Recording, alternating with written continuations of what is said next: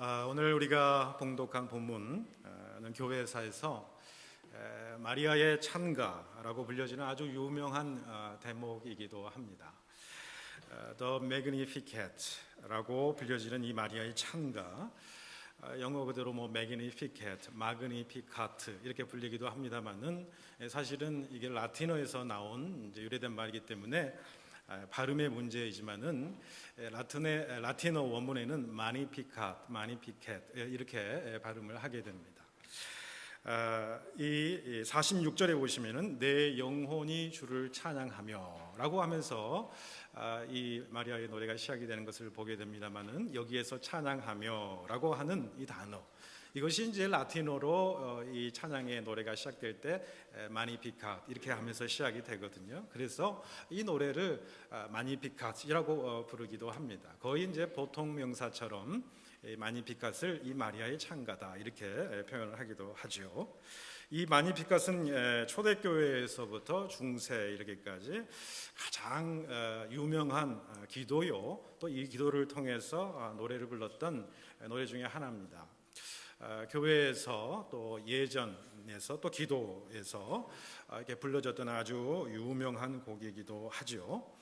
우리가 잘 아는 음악의 아버지 요한 세바스찬 바하의 말 그대로 마니피캇 그대로 마니피캇이라고 하는 이 칸타타가 굉장히 유명합니다.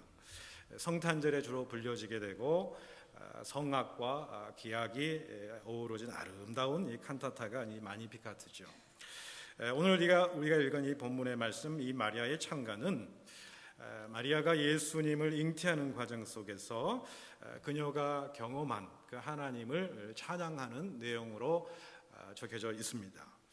그런데 우리가 이 본문 가운데서 특별히 오늘 말씀을 통해서 은혜를 받고자 하는 것은 그녀가 경험하는 하나님이 어떤 하나님이시냐, 바로 그가 하나님의 많은 그 속성 가운데에 오늘 본문에서 두드러지게 나타나는 하나님의 가장 중요한 속성을 말씀하고 있습니다. 그것은 바로 긍휼이라는 거죠.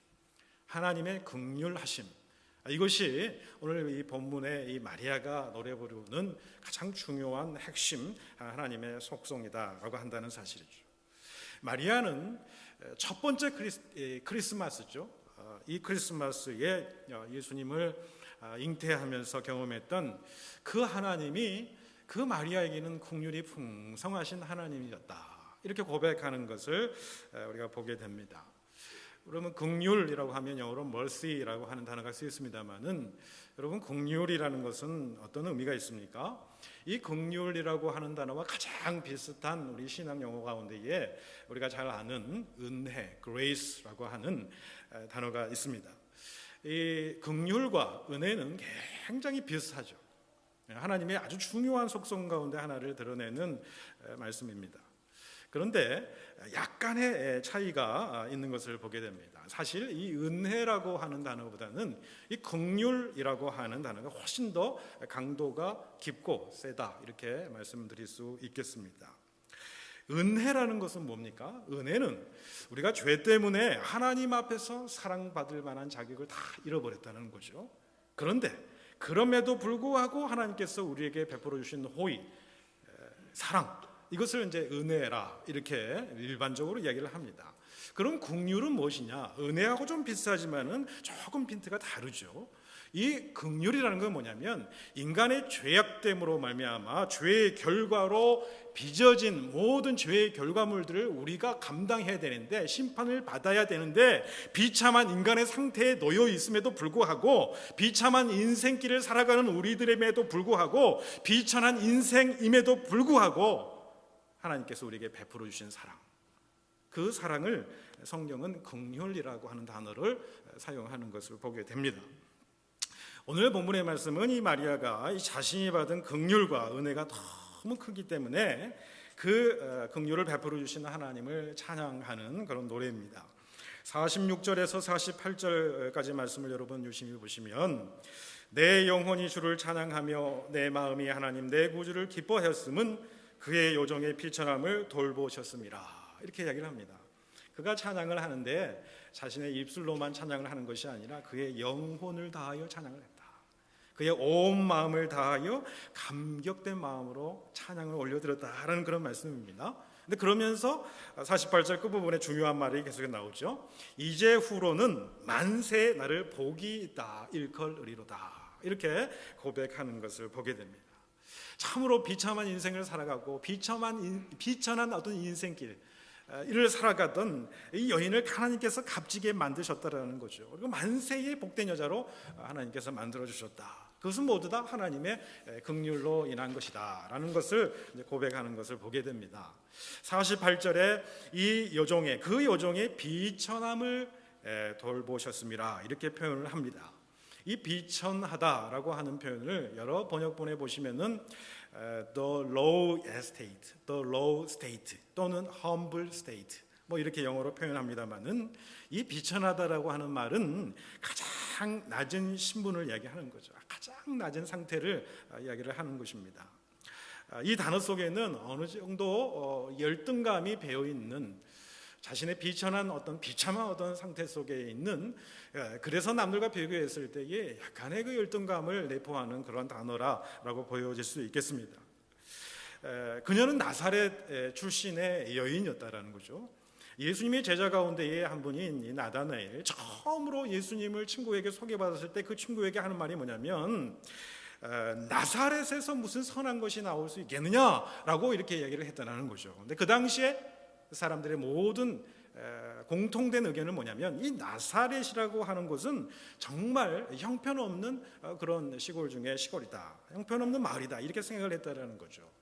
당시에 예루살렘을 이제 제외하고 그 많은 도시들 중에 이 나사렛이라고 하는 동네는 상대적으로 사람들에게 멸시를 받던 시골 마을이었다라는 것이죠. 예수님한테도 나사렛 사람이다 이렇게 표현을 하고 나사렛 예수다 이렇게 사람들이 불러대었습니다. 그런데 이 나사렛 사람이라고 하는 말에는 그 당시에 예수님을, 그의 출신을 조롱하고 멸시하는 어떤 그러한 뉘앙스가 그 가운데 담겨져 있다라는 것입니다. 그러니 이 나사렛 여인 출신이었고 비천한 여인 출신이었습니다. 이 단어 속에서, 이 문장 속에서 그녀가 그 인생 가운데 살아왔던 그 인생의 자리에서 참 비천한 자기 자신의 모습을 생각하고, 또 상대적으로 열등감을 가지고 살았던 이 어린 소녀의 심정을 이렇게 표현해주고 있다라고 한다는 그런 사실이죠. 그런데 하나님의 긍휼하심이 없었다고 한다면, 또 하나님이 선택이 없으셨다고 한다면 그냥 그럭저럭 살다가 먼지같이 없어질 인생으로 끝날 여인이었다라는 사실이죠. 그런데 그런 여인이 또 다른 마음의 어떤 상태를 지니고 있는데, 그건 뭐냐면 두려움에 지금 떨고 있다라는 것이죠. 50절 말씀해 보시면, 긍휼하심이 두려워하는 자에게 대대로 이르는도다 이렇게 말씀을 합니다만은, 이 상황 자체를, 1장에 있는 상황 자체를 전체로 보면은 마리아가 굉장히 마음속에 두려움을 가지고 있다라는 것을 우리가 보게 됩니다. 지금 마리아는 지금 임신한 상태입니다. 처녀로서 임신한 상태죠. 이것은 당시로서는 엄청난 스캔들이다라고 보여지게 됩니다. 지금도 10대 소년이 임신을 했다고 한다면 굉장히 스캔들이 될 수 있는 그런 사건이죠. 근데 당시 이 봉건적인 사회라는 것은 종교적인 사회의 어떤 토대에서 이루어진 사회이기 때문에 이 결혼하지 않는 처녀가 잉태했다는 사실은 얼마나 지극히 엄청난 스캔들이 될 수 있다는 거죠. 단순한 스캔들이 아닙니다. 죽음을 각오해야 되는 스캔들이다라는 거죠. 신명기 율법에는 보면, 이미 약혼한 처녀가 다른 남자와 정을 통하게 되면 그 여인과 남자 둘을 돌로 쳐서 죽이라고 했습니다. 또 결혼한 여자가 결혼 후에 처녀가 아니었음을 판명될 때에는 돌로 쳐 죽일 것을 명령하고 있는 것이 당시의 율법의 어떤 시대였다라는 거죠. 또 한 가지, 옛날에는 결혼을 좀 빨리 했기 때문에 아마 마리아의 나이는 그 당시에 15세 정도 되었을 것이다 이렇게 이야기를 합니다. 학자에 따라서는 그녀가 13세 내지 14세일 가능성도 충분히 있다 이렇게 이야기하는 것을 보게 됩니다. 여러분 생각해 보십시오. 10대 중반도 채 되지 않는 이 어린 이 소녀가 자기 몸속에, 물론 메시아가 탄생되리라고 하는 그런 예언의 말씀을 받기는 하지만, 이 10대의 중반밖에 되지 않은 어린 소녀가 감당하기는 참 힘들었지 않았나 그런 생각을 해봅니다. 그러니 얼마나 두려움이 많았겠습니까?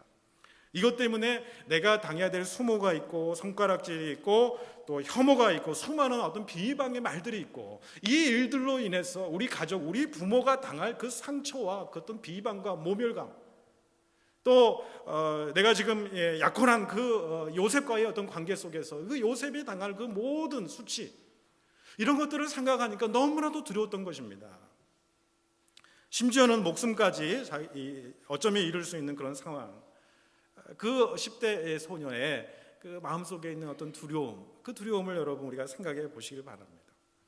그런데 이러한 비천함과 두려움을 안고 있었던 이 소녀에게 주님은 다가오신 것을 보게 됩니다. 우리가 누가복음 우리의 본문 읽은 바로 전에 보시면은 마리아가 잉태하자마자 두려움 속에 사로잡힌 여인에게 하나님께서 천사를 보내시고 뭐라고 말씀하시냐면, 여러분 누가복음 1장 30절에 보십시오. 마리아여 무서워하지 말라, 내가 하나님께 은혜를 입었느니라 라고 이야기를 하면서, 보라 잉태하여 아들을 낳으리니 그 이름을 예수라 하라 라고 이야기를 해주는 것을 보게 됩니다. 보내주신 천사를 통해서 하나님 자신이 다가오시고 그 어린 소녀의 마음을 어루만져 주시고 그 메시지를 듣는 순간, 여러분 생각해 보십시오. 그 마리아가 어떤 느낌을 받았을까요? 하나님께서 정말 나를 사랑하시고 나를 긍휼히 여기시구나, 이 비천한 인생 가운데 살아가는 나에게 엄청난 하나님의 은혜와 그 긍휼이 나에게 내려주셨구나 라는 생각들을 그 마음속에 했을 것입니다. 여러분, 이 소녀가 경험했던 그 긍휼에 풍성하신 하나님, 이 긍휼히 여기시는 하나님이라고 하는 히브리 말의 표현을 보시면은 아주 독특한 단어가 이 가운데 쓰여 있음을 보게 됩니다. 엘라훔이라고 하는 단어가 쓰여져 있습니다. 근데 이 라훔이라고 하는 단어는 본래 레켐이라고 하는 단어에서 유래를 했습니다. 이 레켐, 라훔이라고 하는 본래의 뜻은 뭐냐면 어머니의 자궁을 의미합니다. 또 어머니의 가슴을 의미하는 거죠.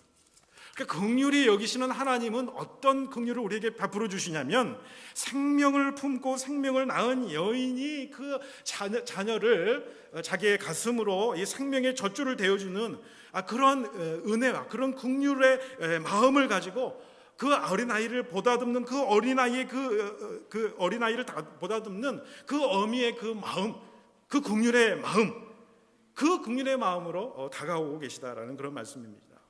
지금 너무나도 외롭고 두려워하고 아파하면서 어쩔 줄 몰라 하고 있는 이 10대의 어린 소녀, 그리고 비참함을 느끼고 있었던, 그 열등감을 느끼고 있었던 이 소녀에게 하나님이 다가오시면서 그 사랑을 부어주시고 주님의 긍휼을 부어주시는 그 순간에 이 소녀의 두려움은 아마도 눈처럼 녹아나면서, 그래 나는 하나님의 은혜를 받은 자야, 그 하나님이 나에게 찾아오시니까 그 하나님이 생명력으로 나를 그 어머니의 자궁에서 그 어린 아이를 품는 그 어머니가 그 어린 이 태아를 보호하듯이 그 하나님이 그 긍휼로 나를 이렇게 품어주시는구나. 그리고 그 하나님이 나를 안으시면서 그분의 젖가슴을 통해서 나에게 이런 은혜를 베풀어 주시는구나 라고 했을 때, 그에게 있었던 모든 두려움은 눈 녹듯이 사라지게 되었다라는 것이죠. 여러분, 우리가 성탄의 계절을 맞이합니다마는 오늘 우리 모두도 하나님의 긍휼, 하나님의 은혜가 필요한 사람들입니다. 여러분의 어떤 두려움이 있는지를 모르겠습니다. 어떤 열등감이 있는지, 어떤 연약함이 있는지, 그것이 그 무엇이든지 간에 마리아처럼 주님의 음성을 듣고 어머니의 품처럼 우리를 따뜻하게 감싸 안으시는 주님의 긍휼을 경험하시는 이 계절이 될 수 있기를 축원해 드립니다.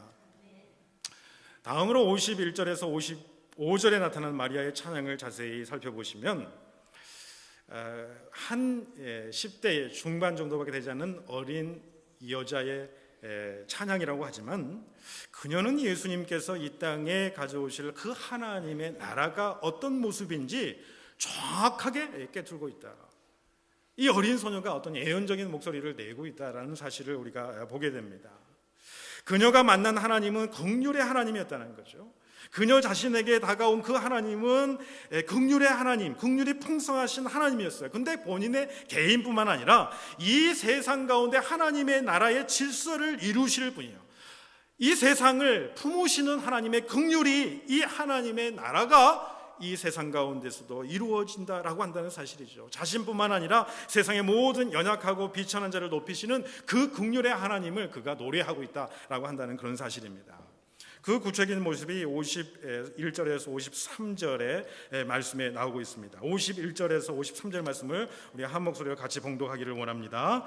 그의 팔로 힘을 보이사 마음의 생각이 교만한 자들을 흩으셨고 권세 있는 자를 그 위에서 내리치셨으며 비천한 자를 높이셨고 줄이는 자를 좋은 것으로 배불리셨으며 부자를 빈손으로 보내셨도다. 아멘. 우리가 마리아의 노래 그리고 마리아의 순종하면 무언가 참 아름답고 순수하고 전혀 인간적인 세상적인 갈등이 없는 것처럼 보여지고 또 낭만적인 어떤 성탄절의 밤의 이미지가 떠오를지도 모르겠습니다. 그러나 오늘 우리가 보신 이 마리아의 노래에는 인간 역사에 있어서 가장 첨예한 갈등이 드러나고 있다는 사실이죠. 그래서 스탠리 존슨이라고 하는 분은 이 마니카트는 이 세상에서 가장 혁명적인 문서다라고 이렇게 표현하기도 했습니다. 마리아가 지금 노래하고 있는 그 하나님 나라의 질서는 세상의 질서와 다르다는 겁니다. 세상의 질서는 교만하고 권세 있고 부자를 부러워하고 그들을 찬양합니다마는 그러나 예수님, 아기 예수로부터 시작된 하나님의 그 나라는 그와는 정반대라는 거죠. 오히려 비천하고 줄인 자가 높임을 받고 하나님의 구원을 받는 나라. 이것이 마리아가 노래했던 아기 예수를 바라보면서 그 하나님의 긍휼을 노래했던 그 노래다라는 거죠.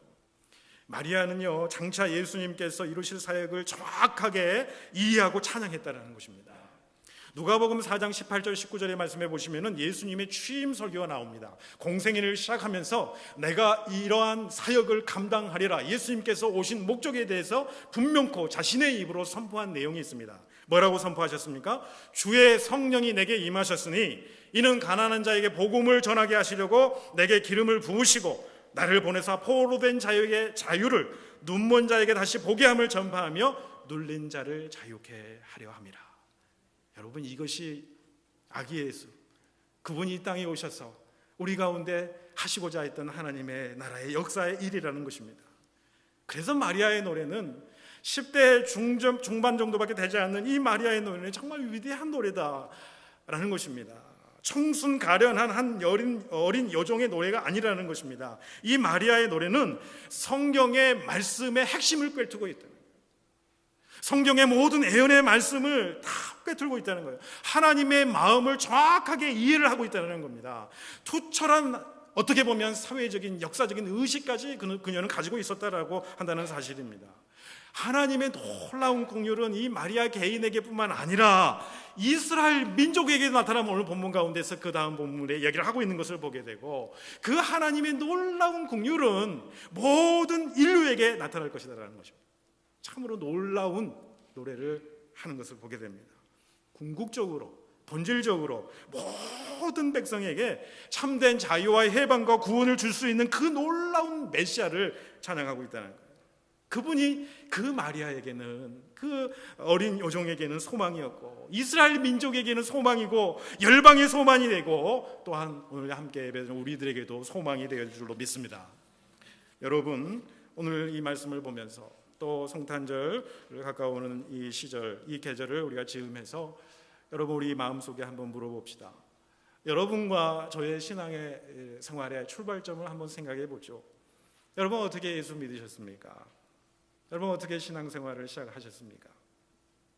생각해보면 또 돌이켜보면 또 생각해봐도 또 돌이켜봐도 그냥 어쩌다 믿은 거예요. 여러분 의지로 예수님을 믿었다고 볼 수 있습니까? 내가 예수님을 지금까지 믿겠다 그렇게 해서 여러분 믿은 분 계십니까? 그런데 어쩌다 보니까 예수를 믿게 된 거예요. 그런데 지금 생각해보니까 그것이 놀라운 하나님의 은혜구나. 나와 같은 연약한 자를 비천한 자를 들어 역사하시고 나를 하나님의 자녀로 삼으시고 예수 그리스도의 구속의 은총을 깨닫게 하신 것이 하나님의 긍휼이구나라는 것을 우리가 깨닫게 된다는 거예요. 나 같은 사람이 예수 믿고 죄사함을 받고 하나님의 자녀가 될 수 있었다? 이것이 하나님의 은혜가 아닌 것이 무엇이겠냐는 거예요. 하나님의 긍휼이 아닌 것이 그 외의 것이 무엇이 있겠냐라는 거예요. 여러분 우리가 부모가 믿어서 예수를 알게 됐다고요? 그런데요 그것도 생각해보면 그것도 하나님의 놀라운 은총입니다. 은혜입니다. 여러분 생각해보면 그 모든 것이 다 은혜라는 거예요.